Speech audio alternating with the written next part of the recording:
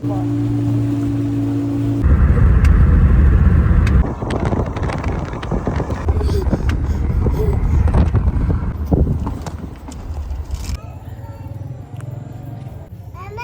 बेटे,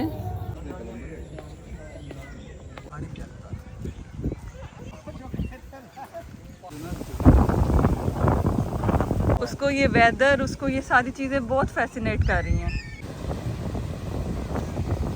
हरन मीनार पाकिस्तान का एक तारीखी विरसा जिसके बारे में सुना तो बहुत था, लेकिन कभी जाने का इत्तेफाक नहीं। अचानक से रात को एक फोन आया और किसी डोमेस्टिक रीजन की वजह से हमें सुबह शेखुपुरा के लिए निकलना था। वेदर तो आपको पता ही है, बहुत दिनों से क्लाउडी है, रोज बारिश आ जाती है, तो हमें बस यही था कि सुबह भी कहीं बारिश ना हो जाए। फिलहाल बारिश तो नहीं है, बादल है और ठंडी हवा चल रही है, जिसको अतायज़ारा बहुत ज्यादा इंजॉय कर रही है। बारिश और बादलों की वजह से हर चीज इतनी साफ सुथरी और खूबसूरत नजर आ रही है। कितना खूबसूरत लग रहा है यार इस टाइम भट्टा। मेरा शेखुपुरा के लिए ये पहला विजिट था। हमने जीटी रोड की बजाय मोटरवे से जाना पसंद किया, क्योंकि इधर रश कम मिलता है और आप आसानी से पहुंच जाते हैं। और अतायज़ारा इस वेदर और हवा की वजह से इतनी फैसिनेट हो रही है, इतनी एक्साइटेड हो रही है और इस ट्रैवल को इतना एंजॉय कर रही है, क्योंकि बारिश की वजह से हर चीज साफ सुथरी नजर आ रही है, ग्रीनरी नजर आ रही है और लैंडस्केप ने तो कमाल ही कर दी। मौसम को एंजॉय करते हुए हम पहुंच गए हरन मीनार और आते ही हमने इस हरन की ज़ियारत की। अतायज़ारा को तो देखते हुए लग रहा है कि उसने तो बस इधर ही बैठे रहना है। जी बेटे, अंदर जाने के लिए आपने टिकट खरीदना है और टिकट लेने के बाद आप पैदल भी जा सकते हैं और इस गाड़ी पे भी बैठ सकते हैं, लेकिन इस गाड़ी पे बैठने के लिए आपको अलग से टिकट लेना पड़ेगा। हमने पैदल जाने को प्रेफर किया क्योंकि मौसम इतना अच्छा था और हम वेदर को एंजॉय करते हुए जाना चाह रहे थे। हरन मीनार की हिस्ट्री के बारे में शायद आपको पता हो या ना पता हो, मुझे तो नहीं पता था, मुझे भी आज ही पता चला। ये हरन मीनार स्पेशली एक हरन के लिए बनवाया गया था, जो जहांगीर बादशाह का बिलव्ड हिरन था। जहांगीर ने हरन के लिए हरन मीनार बनवा दिया, अकबर बादशाह ने नूरजहां के लिए ताजमहल बनवा दिया, हमारे लिए देखे क्या बनता है। अतायज़ारा।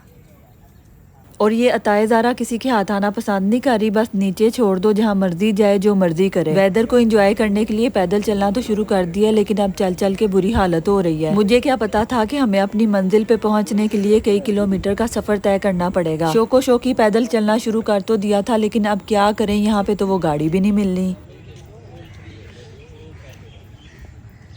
खैर वेदर ने हमारा बड़ा साथ दिया है, हवा भी ठंडी चल रही है, इर्द गिर्द के नज़ारे देखते देखते शायद हम कभी पहुंच ही जाएं। अभी हमने पैदल चलना। वैसे आपस की बात है, यहाँ का माहौल इतना पुरसुकून है, इतना पीस है, फैमिलीज यहाँ पे आके खाना खा रही हैं, एंजॉय कर रही हैं और हमारी मेहनत रंग लाई और फाइनली हमें हरन मीनार नजर आ ही गया।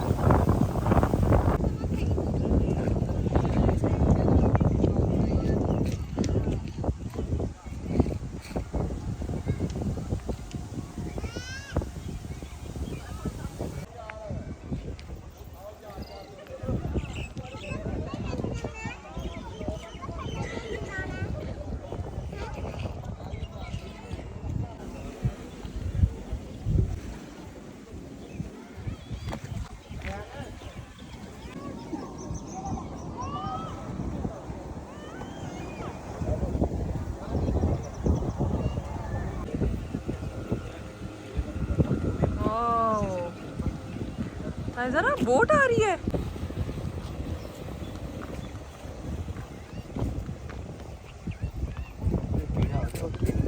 बोट को देखते ही हम फौरन नीचे उतरे, जाके अपनी टिकट खरीदी और बोट में बैठे। एक हाथ से सीट को पकड़ा हुआ था, दूसरे हाथ से वीडियो बना रही थी, कोई पता नहीं चला कि वीडियो का रुख किस तरफ है। वैसे तो अतायज़ारा को बोट में बैठने का सबसे ज्यादा शौक था, लेकिन बैठते ही हमने पुरजोर मजम्मत शुरू कर दी। समझ नहीं आई, बोट में बैठने का शौक भी बहुत था, बोट में बैठ के अच्छा नहीं लगा और बोट से बाहर निकल के भी अच्छा नहीं लगा। आप एक बच्चे के साथ ट्रिप पे निकले और आपको ये एहसास ना हो कि वो बच्चा आपके साथ है, ये कैसे मुमकिन है।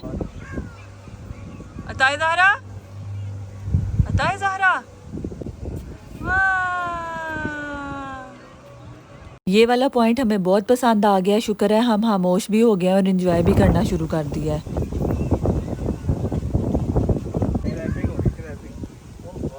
उसको ये वेदर, उसको ये सारी चीज़ें बहुत फैसिनेट कर रही हैं।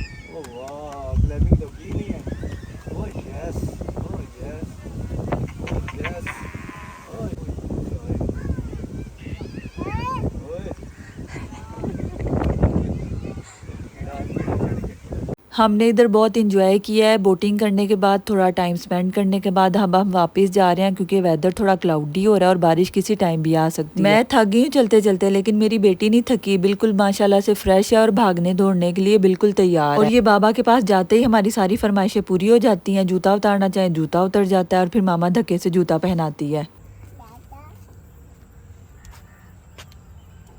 ऊपर। ओह वाह, आगे जल्दी से। हाँ जी जी जी, मैं आ रहा हूँ जी जी। Bye bye.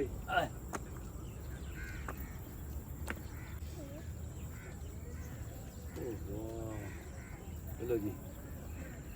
ओह वाह, अंकल के पीछे हो जाओ जल्दी से। वापस आते आते हमें बहुत भूख लग गई। बेबी के लिए पॉपकॉर्न खरीदे, अपने लिए चिप्स और निम्को खरीदी, गाड़ी में बैठे और वापसी के लिए निकले।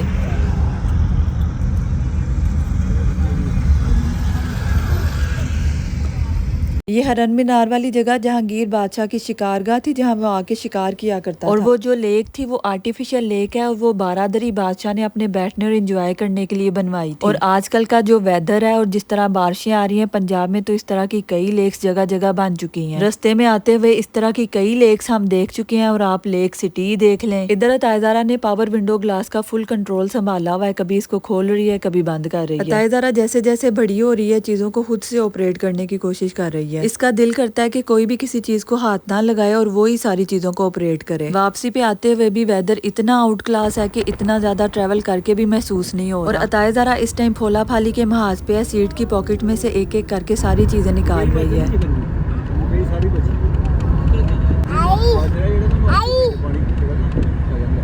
वापसी पे आते हुए हमें रावी देखने का मौका मिला और रावी तो ऐसे बिखरा पड़ा हुआ है। इस वाली मोटरवे पे हम फ्रीक्वेंट ट्रैवल करते रहते हैं और ये वाली जगह इतनी बंजर और खुश्क नजर आती थी कि ऐसे लगता था जैसे कभी इधर पानी आएगा ही नहीं। अब इतना पानी और पानी का इतना शोर है, उसके ऊपर हवा का इतना शोर है कि ऊपर से गुजरते हुए खौफ महसूस हो रहा है। वो रावी जिसमें लोगों ने अपनी आबादियां बनाई हुई थी, जिसमें लोगों के जानवर रहते थे, अब वो पहचाना नहीं जा रहा। और लोग जगह जगह पे अपनी गाड़ियां रोक के बाहर निकल के तस्वीरें बना रहे हैं।